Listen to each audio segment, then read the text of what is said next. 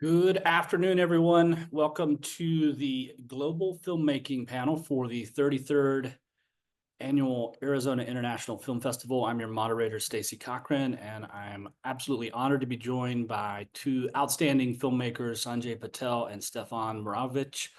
We may have another filmmaker joining us in a bit. If you have questions over on Facebook, because this is streaming live, feel free to post those questions in the comments section. I have some prepared questions to talk about some of the unique challenges and rewards of filming globally in different countries around the world. And I'm really excited to learn as much as I possibly can, as hopefully you all are who are watching us in this panel. So let's jump right to it. Sanjay, you have a screening tonight, so let's go ahead and get the plug in for that and talk a little bit about your screening time and your film, please. Sorry, say it again. Yes, Stacy. Yes, tell us a little bit about your film and what time it is screening tonight. Yeah, absolutely. Yeah. So my film is gonna screen tonight, 8 o'clock, and I'm from Canada. This particular movie was made in Canada. It's an indigenous film. It's a story about two indigenous brothers who are greedy, money-minded, entitled, and all they care about is money in their life. But at the end of the day, they realize that money is not the architect of the happiness. So that's kind of central story of this particular film. And we have been doing festival runs for last 6 or 8 months. Very excited to be here in Arizona. This is my first time actually, and it's quite hot though. I'm from Canada. It's very cold, although weather is warming up. But I've been here for last couple of days and meeting so many people and very excited to be here and looking forward to screening of my film 8 p.m. tonight. Yes, and that film is The Birds Who Fear Death. The director is Sanjay Patel. And as he just said, that film will be screening tonight at 8 p.m. So please, if you haven't gotten your tickets yet, go ahead and do so and come to, is it screening at the screening room, I believe? I think so, yeah. Yeah. So let me jump over to our other filmmaker, Stevan. Tell us a little bit about Where There Is Love, There Is No Darkness, which was filmed in France, correct? Yes, absolutely. And thank you very much for this Zoom event. So basically, the movie is about four Senegalese fishermen who had to leave their country when, big corporation ships came and basically wiped out the fish for the ocean. So they became Uber Eats delivery men in Paris. And the story basically it's about what happened when your smuggler got caught and you have no paper, you have no friends, no family, only three friends from your village, and how do you survive? And despite the struggle and the hardship, how do you still remain, a positive change for the society that you actually lived in? So yes, so we shot this in Paris last July. I'm just starting the festival circuit. The world premiere was in Kansas City International Film Festival, where we had the honor to win the award of Best Feature for the World Cinema. And now I've been here at Tucson since the beginning, since the movie was the opening feature for the festival, and very honored to be here. It's true that it's quite hot. I'm not used of that, but as the team says, we are drinking a lot of water and compensating for that. And again, thank you very much. Well, congratulations for the win in Kansas City. And yes, it's been unusually hot even for us. I think we were breaking records here in Arizona earlier than we hit 100 degrees earlier than any time in history here. So yeah, it's definitely been a little on the hot side. Well, let's talk a little bit about some of the unique challenges and rewards of shooting your film in the country where it was made. So challenges and rewards of shooting the film in the country where it was made, and I'll start with Sanjay for that. Yeah, so this is an indie film, and with any indie film, there are lots of challenges, to be honest with you, and I can write a book about that. But one of the biggest challenges that I faced in my project definitely funding is definitely the big one. In Canada, we have quite a few government organizations. They do fund indie projects, but it's very competitive, and we tried and it didn't work. So funding was definitely one of the biggest challenges. Although one of the biggest benefits we have in Canada and many other parts of the world as well, tax credit is one of the biggest benefits that indie filmmakers they rely on.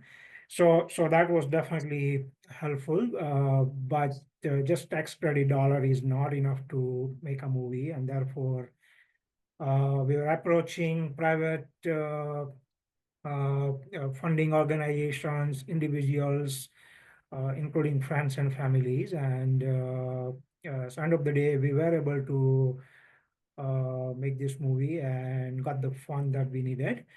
But that's just one part of the equation. There are a lot of other challenges. In my case, this is an indigenous film, as I said, and so that's something you know and I'm not indigenous, so that's the challenge. And although we have quite a few people in Canada and quite a few organizations, they are supportive of indigenous films, particularly indigenous films made by non-indigenous filmmakers. You're gonna get some pushback from people regardless, but we have protocol in place, and quite a few organizations they do support this type of initiatives. And in my case, it was challenging, as I said, because I'm not indigenous.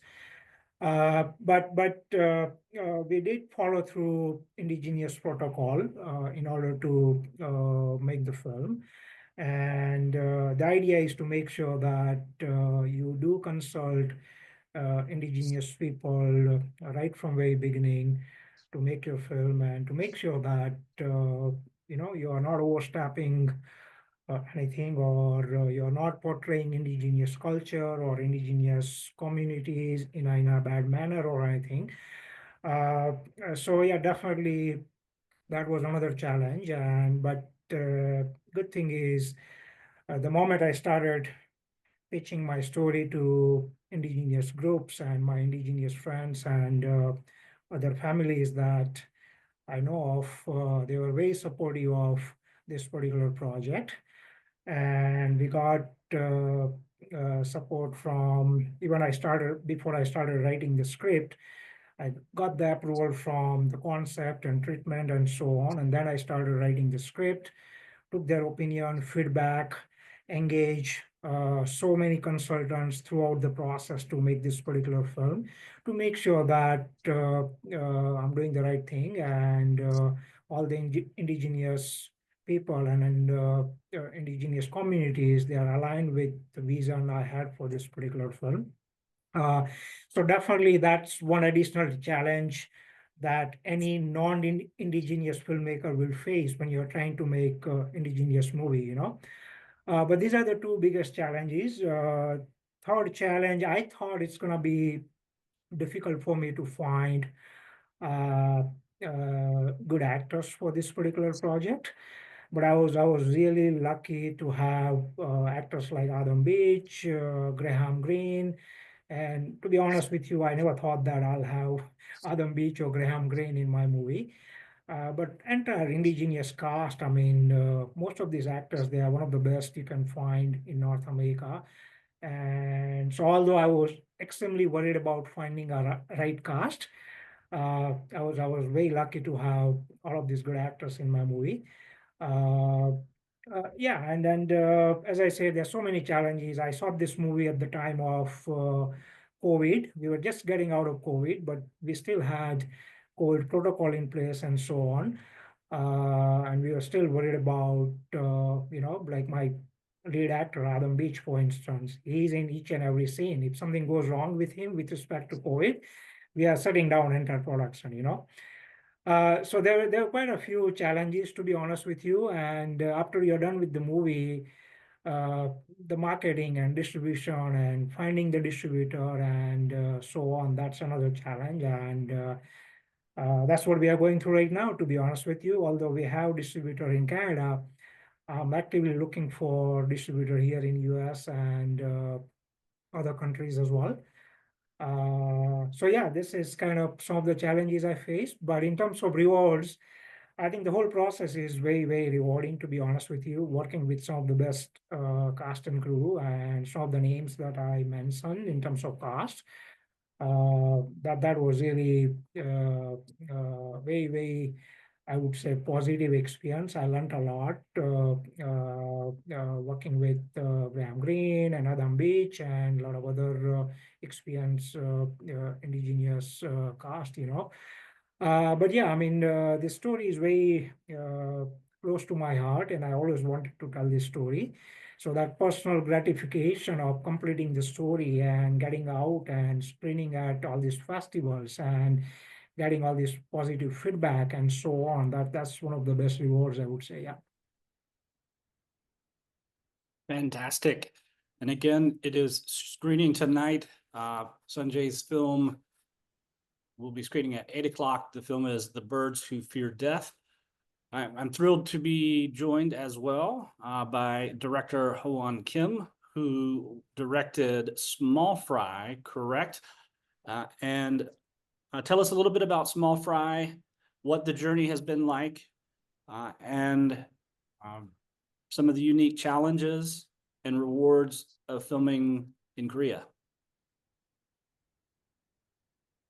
Okay, hi guys. I'm Howon Kim. I'm from South Korea, and I'm here in Tucson right now. And especially, I'm in second floor of the screening room because I need to go to the spot for that. So anyway, the small fry is, actually, I'm not a director. I'm a producer and the actor of the small fry. So and small fry, it is not on the list of this year. It was the 2 years ago in these film festivals, and we've got Best First Feature awards in this Regional International Festival 2023. So it's a really great honor to me and to the director. And so Small Fry this is my first feature with which is acting and producing simultaneously. So the reason why I try to producing with myself, with my money, just for the feature filmmaking is that as I'm an actor, I've been around 10 years for acting, but I but actually these days it's really hard to catch the chances to be like a hero in feature film right now. So every time I was like lacking of like I wanna be a hero in the feature film, but I wanna so if I'd like to do that, I have to make the movie by myself. So that's the tiny start of this filmmaking. But feature filmmaking, it needs to money. So always the thing is money, just for these independent filmmakers. So how can I use my money? How can I use my money just for the feature filmmaking? So I tried my best to manipulate all the money and all the stuffs and all the things just uh, so I mean like the squeezing all the monies and all the conditions just for the feature filmmaking. So when I was get a concept with this more fry with this director, um, I try to make the plan and I try to make just some blueprint just for the feature filmmaking with my money. So the big challenge was the money, and the second challenge is how can I use this money? How can I manipulate to the all the departments of the this film. So on the set, we need to like directing departments and art departments, lighting departments, and you know, cinematography departments. We have to clean all the departments, and we have to be one on the set every day. So how can I control and how can I, you know, how can I unify all these things? So um, so that was my second challenge because I'm a producer and actor. That means I have to be like Superman on the set. I have to acting, I have to producing, I have to control all the things on the set. So that was a really big challenge to me, but finally we've got it here. I've got it here, and so the small fry is really mm, one of my historical feature film right now. Yeah, that's a great answer. Small Fry offers a slice of look into creative rejection and personal identity. How does the South Korean film industry's commercial versus indie tension influence the story?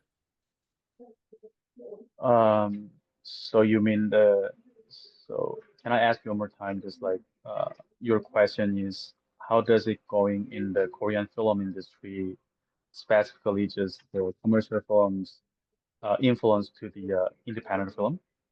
Yes, as a producer of Small Fry and making the film, how are you envisioning it as a commercial film, as an indie film, and then how does that value or belief that you have in it inform some of the ways you told your story? Um, Also that's by money. I mean, if I can invest much money just for the filmmaking, I would be set if like more close to commercials. But in South Korea, no, it's not only in South Korea, but also all the countries, the filmmakers.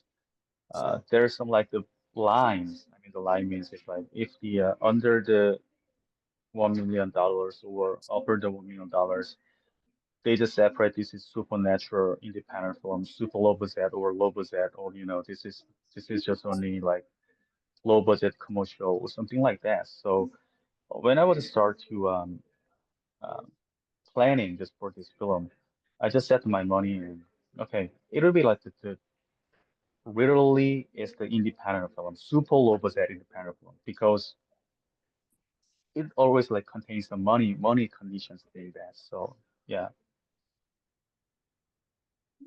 Does that give you more creative freedom, would you say, or do you feel more constrained? Yes, that's a great question. So if I want to use if I want to use my money for the filmmaking, even it's just only for a feature, I have to like more specific concept just for using this money. If I want to choose like the way of the screenwriting would be like um, in the screenwriting, there's too many locations that we have to go, and there's too many scenes that we have to shooting, and there's too many characters, too many cast that we have to do that.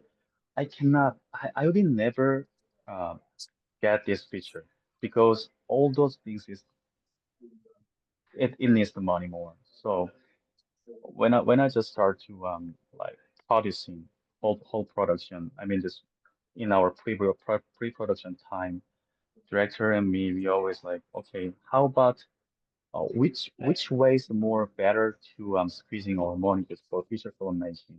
So director and me, we just start to concepting. So finally, we've got the concept of this small fry. It's kind of close to documentary style. So we just use just only one lens, 15 minutes one lens. We just use just only one lens with the camera.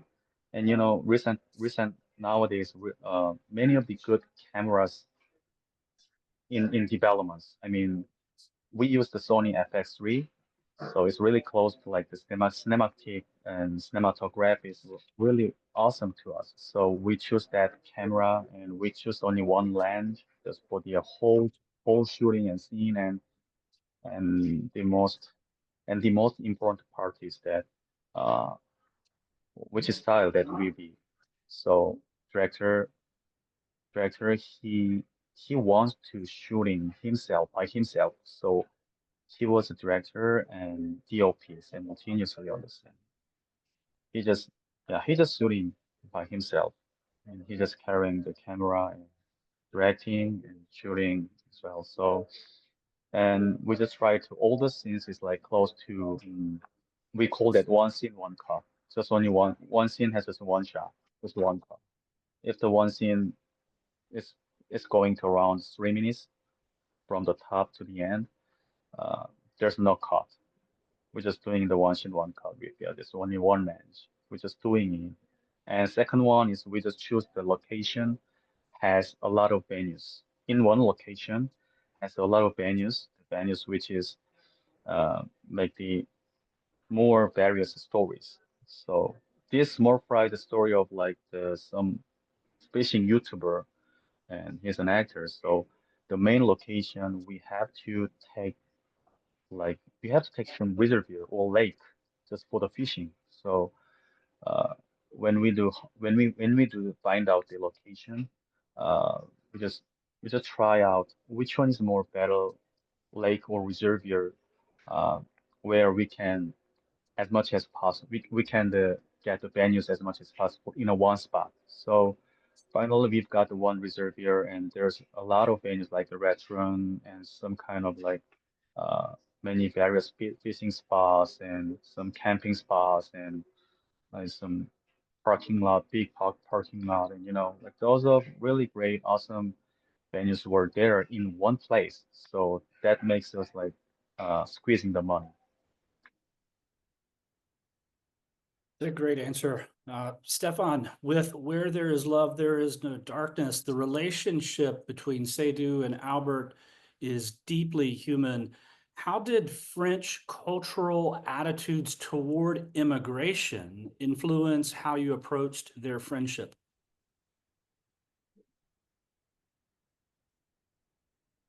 Well, I'm technically an immigrant everywhere I go. I was born in New York from a father who was from Yugoslavia, Serb. My mother is from Taiwan, and I was raised in Paris. So I think that first of all, this experience of an immigrant, I actually have it everywhere. Everywhere I go, everywhere I live. I have lived in many countries in my life. So it was quite easy to basically, how to say, know the experience of Seydoux because I actually have experienced it.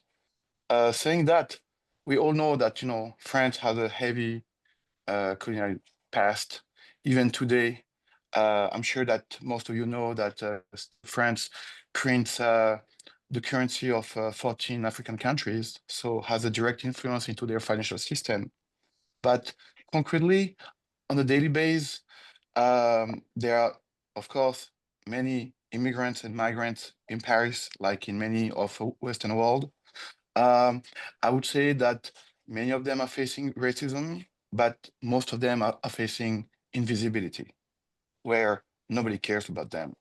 And I wanted to tell the story of an African who has to move to France because he doesn't have the mean to work anymore in Africa when bigger corporation, boats mostly coming from Asia, from China, came and basically wiped out the ocean from the fishes. So he made a deal with his Chinese smuggler. Then, in the French population, from what I have experienced, is that most of them, um, you know, they feel guilt with what happened in the past. Not many are proud about it. You can just see who are the favorite, I would say, celebrities or personalities in France. They're all immigrants, from soccer player, from actors, artists. So in that sense, they're pretty aware. And in this movie, Albert, who represent basically, the archetype of the past of a France that kind of like, is atheist in decline with no family. He's a widow. I wanted to have, somebody who kind of like portray um, the friends of the past. And Seydoux, he's the new force, he's the force of the immigrant who comes with his culture, with his faith, with his humility and integrity, and he meets a man that is suffering in pain, and despite having all his struggle, all his hardship in life, he actually decided to help him. And I want to share something that was very interesting for me. I met a local person here who is Afro-American, and she asked me a question that I never thought before, and actually I never heard before, but it comes from, I would say, an American perspective. She asked me, did anybody wasn't sure if Seydoux would actually enter and try to rob Albert. And I was fascinated by that. I was, wow, this is, and I told her, no, nobody. And then I realized that this was more, more a vision that Afro-Americans are maybe living here in America, which in France, we don't fortunately have it. I think that there is a kind of like more civil peace in France where, there's not this big clash that you have it here in America between, white and minorities, especially Afro-American. So long story short, yes, the the past of France is deeply, in the story through the character of Albert. I I would say clearly state that he was in the army. He participated in the war of Algeria. Actually, one of the picture, it's him in his in his uniform. And I'm not going to spoil for the one who didn't see it, but I would just say, Seydoux make the choice to actually forgive. Like, he represents all the immigrants that I am part of who decide to say, in order to move forward, at one point, we have to actually, lend a hand and work together. So yeah, that's my answer. It's a beautiful answer. It's similar kind of question about where there is love, there is no darkness. How did you ensure authenticity in portraying Seydoux's life and his Senegalese background within the Parisian setting? Okay, yeah, thank you. It's a great question. Again, first of all, I grew up in Paris. I grew up in one district that is called 13. With one would say that is Chinatown, but actually you have everybody there. Like you have everything. I grew up with every single ethnicity, and obviously I met many Senegalese. Saying that, obviously it's not enough, but I did a lot of research regarding those men who are Uber Eats delivery men. I cannot name who he is, but one of my friends used to be the manager director of one of those companies, and I heard all the stories. How, those men who don't have any papers, they cannot actually get a job. So they have to find middlemen who can open for them accounts. Some people, are just regular middle class people. Sometimes it's single parents who cannot, end up the month with their own salary. So they will have 5, 10 accounts. So basically, they will have 5, 10 people working for them. Is it modern slavery? I would say yes. You enslaved people who have no means to actually sue you to counter. I mean, this is pretty fucked up. So I had this in mind. I knew, and then like any person, I guess, who live in the West, yes, I order sometimes with Uber Eats, and I do, and I see, and then every time it's either somebody from Africa or from Bangladesh in Paris, and every time you can check the name, it's a French name. Like it's either not a Muslim name or less, and so you understand who is behind this account. You understand that it's something, and I was curious. I wanted to understand what is this business about. So those people can actually start an account. I want to know that.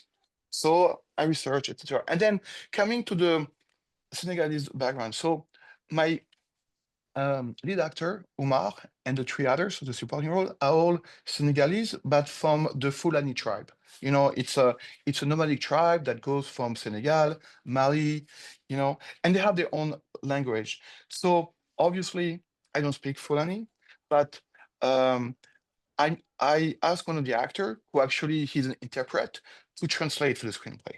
Then we would have a rehearsal together. And what I would do, I would hear. And it's I'll tell you, it's like music. Like at one point, you repeat in my mind. I understand the rhythm, I understand the pacing, and some words I could recognize them. And then in the end, it's like making a silent movie. I see the emotion, I see the glance in their eyes, and then I feel it in the intonation. And then I was very lucky to have my casting director who actually is Fulani. So she was always next to me, taking care of the text. Is it the text? Because for me, what I wanted was the emotion. So I would take care of the emotion. She was here to tell me, no, you know what? He didn't say that. And if it's, it's like every actor. If the actor changed a bit of the line, but it's the same meaning and the emotion is there, great. We have to take and let's move forward. So this is how I did it. But then, it comes the matter of the faith. They're Sunni Muslim, and I wanted to respect that. I wanted to respect, their faith. So this is the reason why there are few scenes actually about the prayers. And I will tell you, like, I didn't know much, I didn't grow up in this faith. So when Umar, the lead actor, who is very faithful, he would show me those prayers, this is actually beautiful. This is, things that we don't show normally in cinema or in the media. We have the tendency to actually show for the walls, of those people. So I said, you know what?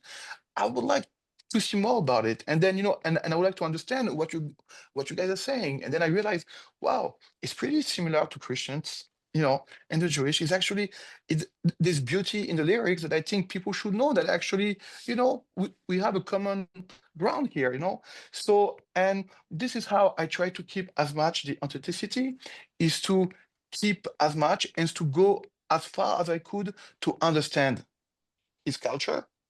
And I hope I did my best. I just, I wanted to honor and to respect this culture, and that now I feel very close to. It sounds like an extraordinary journey and extraordinary growth for you as a storyteller as well. It's inspiring. Thank you. For sure. My next question is for Sanjay about The Birds Who Fear Death. How did the landscape itself shape the tone and themes of the story? Yeah, it's a very good question. And if you've seen the movie, the landscape itself is a character in the movie, So that was the plan from get-go, to be honest with you. The story is set in northern Alberta, and it is told against the backdrop of industrial development and activities and how it's impacting some of the indigenous communities in Canada.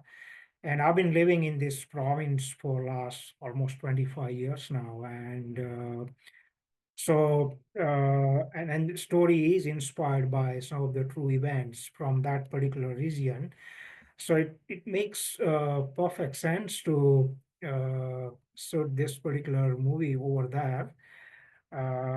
So definitely from very beginning, while I was writing the script, I was thinking about locations and so on, And to be honest with you, Alberta is beautiful. I don't know whether you've been to Alberta or not, but it's a beautiful province. Calgary, Edmonton, Banff, Jasper, those areas, tourist spot, and there are a lot of big studios, Netflix, Amazon Prime, a lot of companies, they come to Alberta for shooting their films, right? So I'm from Alberta, and the story is from Alberta, so it makes natural sense to shoot my movie there. And but yeah, in terms of finding the right location, there are plenty of them. I personally took a lot of interest in choosing the right location. I did the job of location scout as well. I'll be very honest with you. Before even pre-production started, I'll make trips to Calgary quite regularly and go and visit all these different locations and even private properties. And I'll talk to, ranch owners, and I'll ask them, hey, I'm shooting a movie in next few months' time. Are you willing to help us and so on, And that's how I found some of the main locations for the movie, Uh, but yeah, definitely locations are one of the best thing that happened to us, and I was very planful and mindful about choosing the right location for each scene from very beginning, and I'm very happy that we were successful in shooting our movie at some of the most beautiful locations on the planet.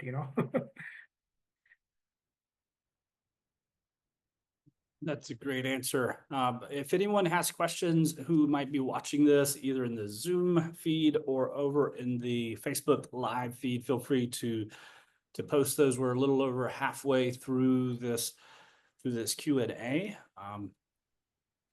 with Sanjay Patel, Stevan Mraovitch, and Howon Kim. So my next question is about small fry. So tell us a little bit about the fishing lake in the story. It's both a metaphor and a site of metaphor and transformation.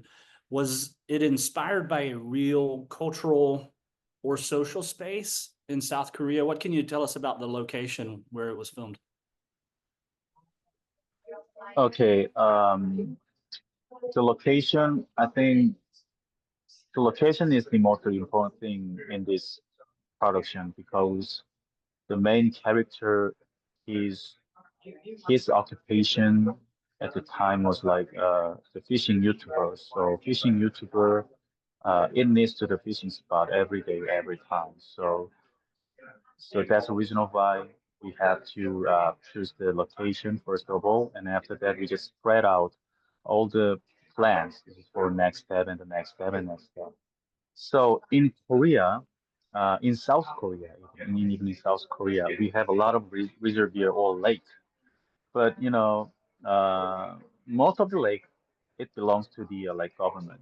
So yeah, some of the fishers they can fish in all the reservoirs, but some of the reservoirs on the lakes they basically prohibited the fishing. So especially just to the fishing YouTube channels and fishing YouTuber.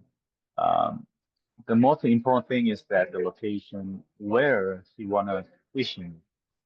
But at this movie, I mean, this film, so in this for the cinematography, I need to find out the location kind of more specific. Well, it's not like the similar with the normal one. We want to do like this more specific, more close to the art filming. Because the normal and usual lake and reservoir, we can choose all the location in all the countries. So, but just for the filmmaking, we have to choose the specific location, which is like audience feel like, wow, it's so fresh. So one of the thing is that how can make the audience feel like the location be fresh because it makes them binge watch. So that's the first locations choosing option. So we want to find out which place is better. So actually in the film story, the fishing YouTuber, I mean the main character was me. I was featured that character. It's based on the true story.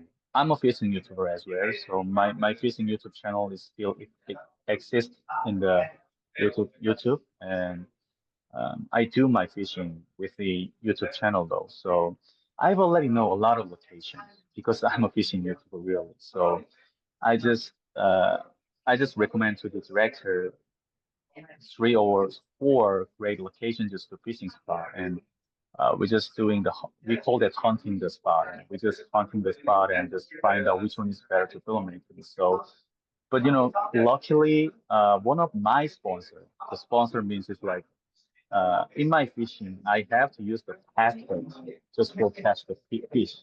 So in South Korea, we have few of the past bait company, which is support to the fishing YouTube channel. So I've got one sponsor who's make the like take bait just for the fishing. So I asked you, the CEO of the company, says, could you please recommend this? Is there any great places to take a film?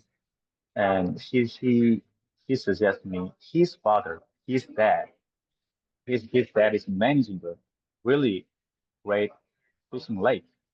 So, oh yeah, please, I want to go there. So when we got there, is that location was amazing because that location, as we call that, we have to pay. You have to pay for the fishing. We call it pay lake. It's not free. If we wanna, if the fishers they wanna like, if the fishers they wanna like fishing at that reservoir, they have to pay around $20 in a day. So and all the facilities in the fishing spa is really the condition was really good just to the fish because they have to get the money from the fishers, so they have to give it back to the fishers' great spot is for fishing. So we chose that location because it's a little managed. It's a little like great condition. And furthermore, the most the bottom line that I got like, oh, this is great place to our filming is that uh, there's like a little bit like old fashioned store was there. The store they sell a lot of like fishing gears and sometimes snacks and cults and beers and sometimes they are cooking small snacks or ramens or something like this just for the fishers. When you enter the store and when you enter the office, all the all the gears which is hanging on the walls and which is like in all the stuff and that was so great like art. It's just some art. There's no more art departments. It's already art. So okay, we can use this spot. There's no art. We don't need the art department because it's already set it up naturally. So okay, we have to choose this location just for our future filmmaking, and just for our money, our money manipulating and money squeezing, time squeezing, all the options was really suitable. So that's the reason why we choose that location. So what is your YouTube fishing channel? And did you see crossover interest from your subscribers with your channel to the film itself? Yeah, my YouTube channel's name is Hoshama TV. The Hoshama is its initial is Hoshama and TV. This is my fishing YouTube channel's name, and yeah, actually, mm, I've always focused on the fishing in Korea, but sometimes I feel like if I have the chance to fishing in state or fishing in the other country, I think is that worth to my subscribers? So every time I was sitting on the fence, when I'm in the state or when I'm in the other country, I'm sitting in the fence. Do I have to buy the fishing gears and do I have to recording my fishing in this country and do I have to show my subscribers with my new fishing in a new country? Every time I sitting on the fence, though, but um, I've never did it. But I think you know, okay, I have to say about the distribution of the small fry.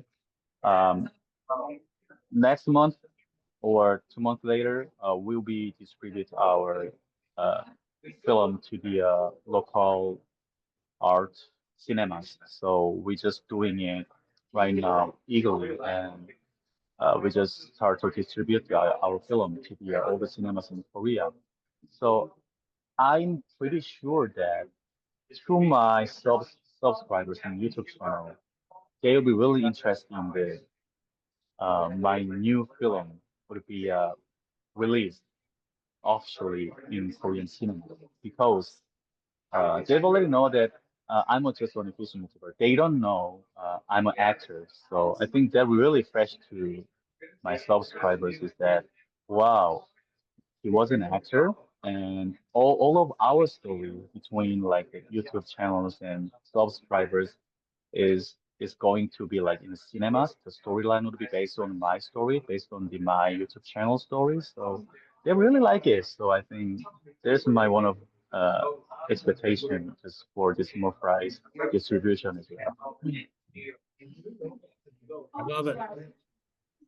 We're coming down to our last 15 minutes or so of this panel. I have just a few more questions left here. If anybody has questions who might be watching this online, feel free to post those and happy to ask them. So this is it's a global filmmaking panel.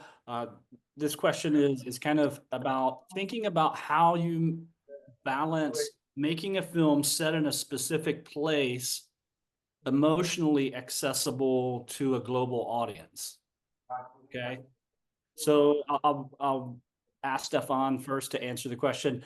How do you balance a story grounded in a specific place like Paris with making it emotionally accessible to global audiences?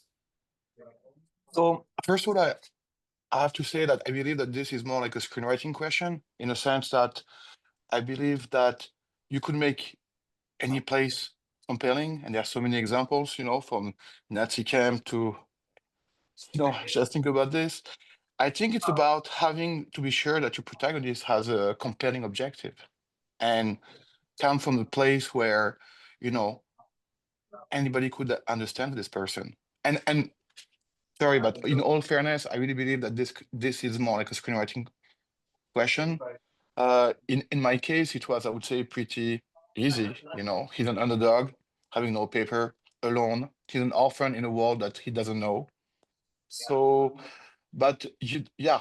So but again, keep in mind, because I saw a question that came about, and it's connected. Okay, that's why I'm going to answer in the same time. It's a question saying, um, question for Stevan. Your film was shot in Paris, but I didn't feel like I saw much. There's a lot of cars and sidewalks.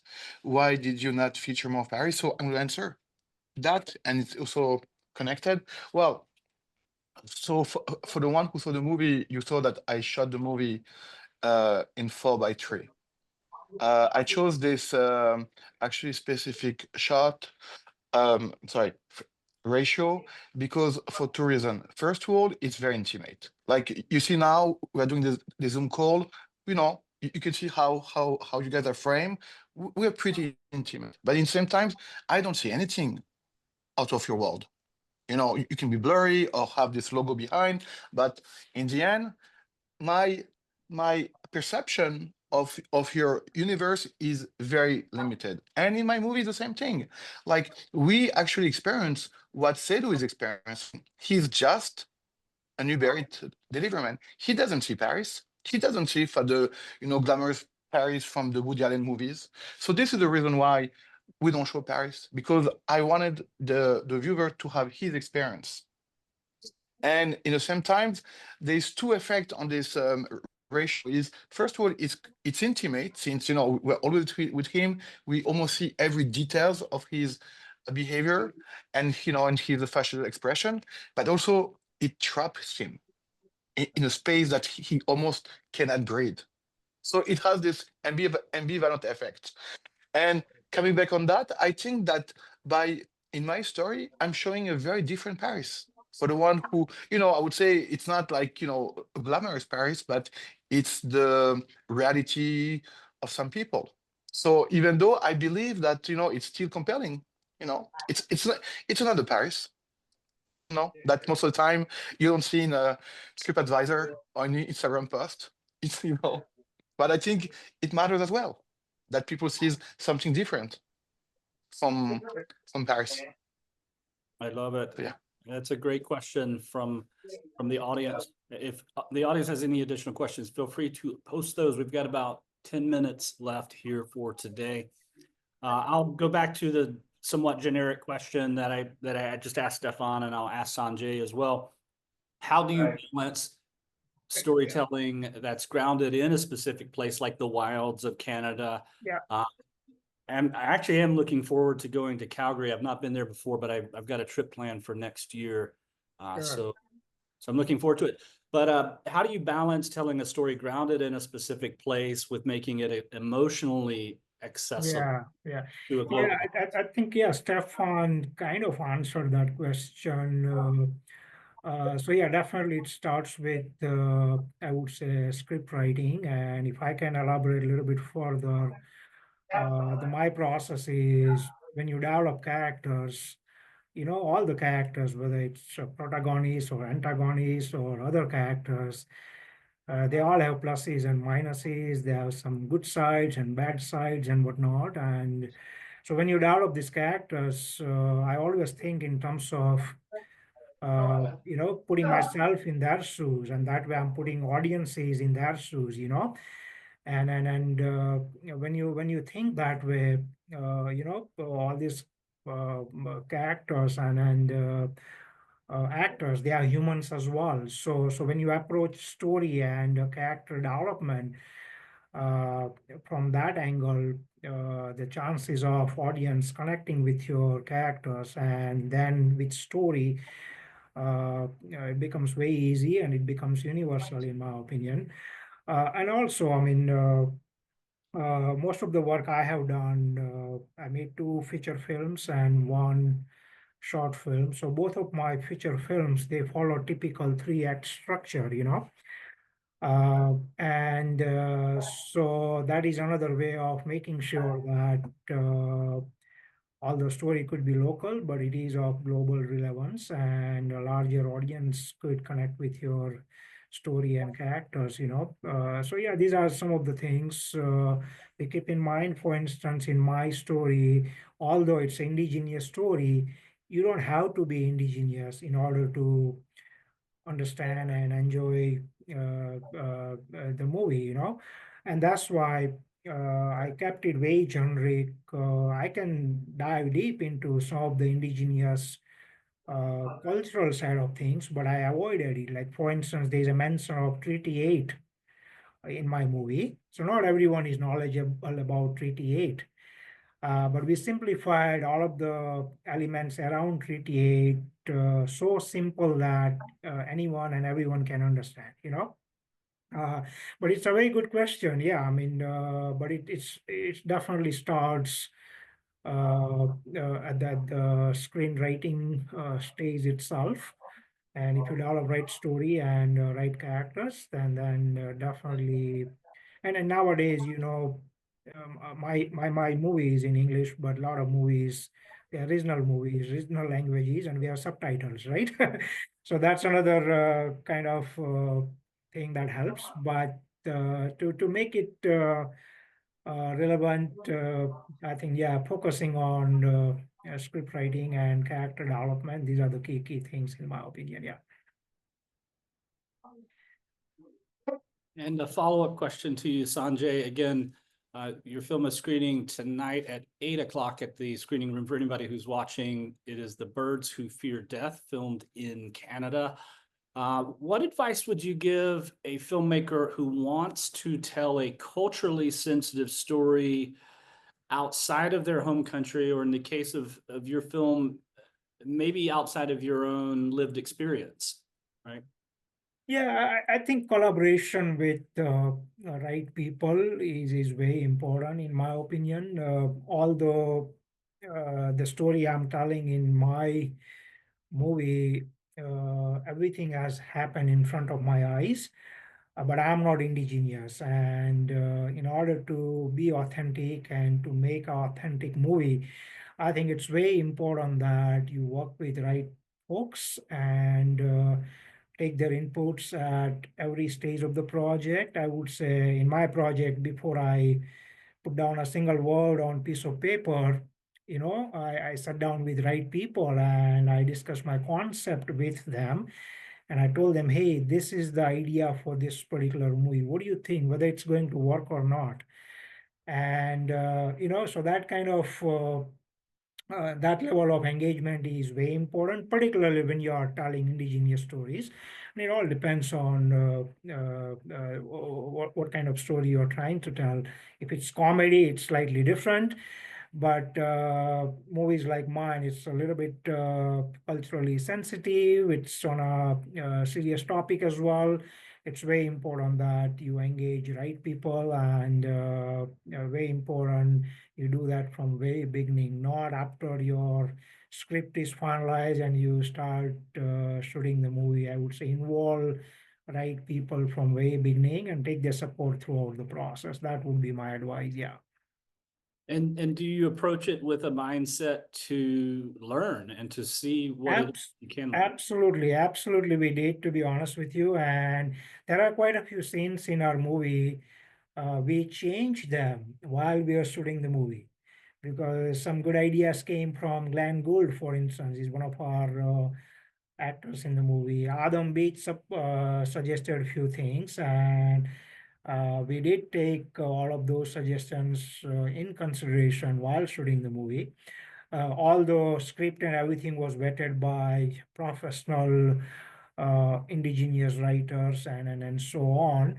But we are talking about subjective process, we are talking about creative process. So people have their opinion and feedback. And as a director, it's very important that you listen to other people and gather their feedback. And end of the day, you have to make decision. But my advice would be listen to everyone, take their feedback. And in my case, all of these actors, they came up with a lot of good suggestions, and we implemented it even during shooting the film. Did you have anyone ask or question you as a filmmaker in the early stages, maybe even before pre-production, when you were starting to think about telling the story? Did anyone question why you would want to tell that story? Or were they mostly supportive? I think, to be honest with you, mostly they were supportive. And the reason is nature of story is such, they certainly wanted to bring this story to life. So we did not hear any pushback that way, to be honest with you. They all were supportive. Of course, suggestions were there to make changes in storyline or script and so on. But that's all good. That was the part of our plan. I mean, we wanted to reach out to as many people as possible and take their feedback. And of course, end of the day, you can't make everyone happy. But idea is to do the right thing and what is relevant to the story, what is right thing for the indigenous communities, and so on. So to answer your question, no, we never had any kind of pushback in that regard. Well, that's nice. I'll put the original question that I asked to Stefan as well.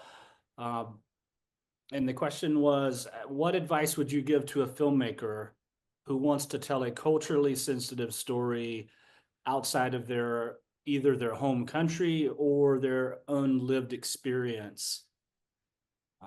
Assuming I'm making assumptions here that you know No, no, about Senegal and no.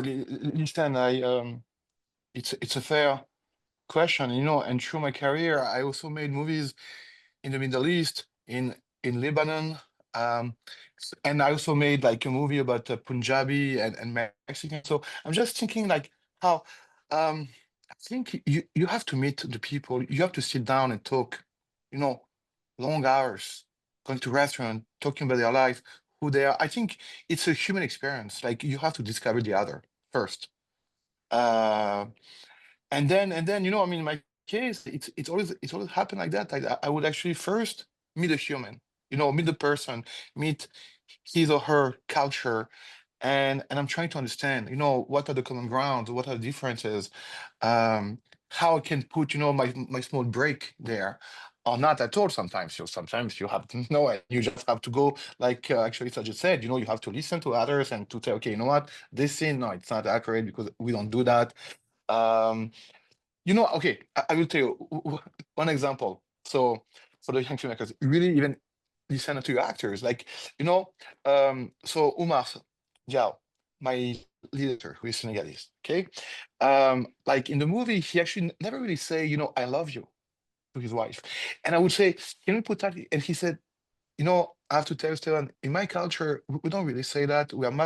We have this very distant and humility about love. And, it will be more like, to express love, we don't fortunately say it. So this was very interesting for me, growing up in the West, that one would say, you maybe say it very easily, love you, love you. And he said, no. And I respected that. I said, okay, this is your culture. So I would say, first of all, yeah, try to meet the other. Try to understand the other and do your research as much as you can, because somebody will be there and then say and then say that this is not accurate, or this is, it's a bit too fictionalized. And I think that it's fair. So I try to prepare myself as much as I can, because I don't want to be in a situation where I cannot actually answer with honesty. So that's such a great answer, and it sort of echoes, I think, what Sanjay was saying as well, about learning as much as you can and kind of approaching it yes. with an open mind. Yeah. I think it's so key. We are at the 4 o'clock hour. I do want to thank our filmmakers. And I do want to get a final plug in for the 8 p.m. screening tonight of Sanjay's film, The Birds Who Fear Death. One final question to Howon Kim. I understood, I heard before the panel that you went to Monument Valley yesterday. Tell us a little bit about that trip and how the landscape of Arizona might influence you as a filmmaker. Yeah, this is awesome. This is awesome. So it was my one of dream that I want to shooting in Arizona with my storyline. So this time is my sixth time invitation from Arizona Independent Film Festival. So finally, I've got the chance and I've got the production with my crew and staff. So I'm here with my feature filmmaking concept and storytelling. And finally, I'm here with my cameraman and DOP and all my cameras and crews, but it's kind of more supernatural logos that's squeezing feature filmmaking right now. So the reason why I was there, Monument Valley, is that we want to take a great scene of our feature filmmaking. So, yeah, how can I say that? How can I describe this Monument Valleys, the sceneries? This is awesome. So I'm pretty sure that if we complete it, um, in my concept, in my storyline is more close to. I'm pretty sure that you guys watch it the next year's Arizona International Festival with this feature. Yeah, I'm pretty sure that, and you guys should go there. You should, but it takes a lot. It takes a long time. I mean, it's been around 16 hours, like way back home and go and just it's kind of really tired and exhausted, but it's valuable. Yeah, you guys can go there. And do you have a title for the feature film that you're working on? Is that okay? So my title is Arizona Dream. Nice. Excellent. It I'm was gonna leave- taken, I have to say. Be Thank you so aware. I can't wait to see it. Hopefully it will screen at the Arizona International Film Festival Yeah, and yes. among other places. Again, one final pitch for Sanjay's film, The Birds Who Fear Death, tonight at 8 p.m. Thank you, Stefan, Howon, Sanjay, for joining us on this panel. Thank you all for everyone who is watching as well. And enjoy as much as you can this warm weather we're having here in Southern Arizona. Thank you all. Okay, thank Thank you. you very Thank you. much. Bye bye. Bye-bye. Bye.